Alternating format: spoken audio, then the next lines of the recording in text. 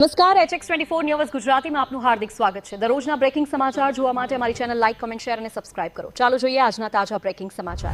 વીમા કંપનીના નામે ખોટી ઓળખ આપી લોકોને ઠગતા ગેંગનો ભાંડાફોડ થયો છે। સાયબર ક્રાઇમ પોલીસે 3 આરોપીઓને ઝડપી પાડ્યા છે। આરોપીઓ જૂની પોલિસીમાં રૂપિયા પરત અપાવવાના બહાને ફરિયાદી પાસેથી પ્રોસેસિંગ ચાર્જ તરીકે લાખો રૂપિયા ટ્રાન્સફર કરાવતા હતા। પ્રાથમિક તપાસમાં જાણવા મળ્યું છે કે આરોપીઓ ફેક કોલ અને દસ્તાવેજોના આધારે લોકોનો વિશ્વાસ જીતતા અને ત્યારબાદ વિવિધ બહાનાઓથી રકમ વસૂલતા હતા। હાલ પોલીસે વધુ તપાસ હાથ ધરી છે અને ગેંગ સાથે જોડાયેલા અન્ય લોકો સુધી પહોંચવાના પ્રયાસો ચાલુ છે।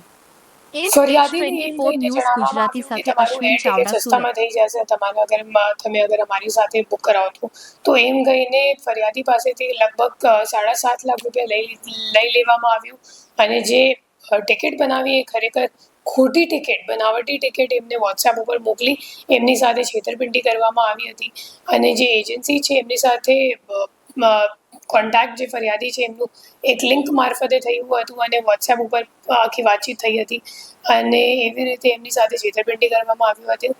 આ જે આરોપી છે એમને અમે લોકોએ બેંગ્લોર ખાતેથી ધરપકડ કર્યું છે અને છેલ્લા 1.5 વર્ષથી એ જ કામ કરે છે। એના સિવાય એ પોતાનું અકાઉન્ટ પણ ભાડે આપે છે સાયબર ફ્રોડના કામગીરી માટે અને એમના ખાતા ઉપર અમે લોકોને હાલ સુધીમાં કુલ 6 NCRP કમ્પ્લેન પણ મળ્યું છે આ ફરિયાદ સિવાય। તો એમ ખોટી એજન્ટ તરીકે પણ કામ કરે છે અને સાથે પોતાનું અકાઉન્ટ સાયબર ફ્રોડ માટે પણ આપે છે।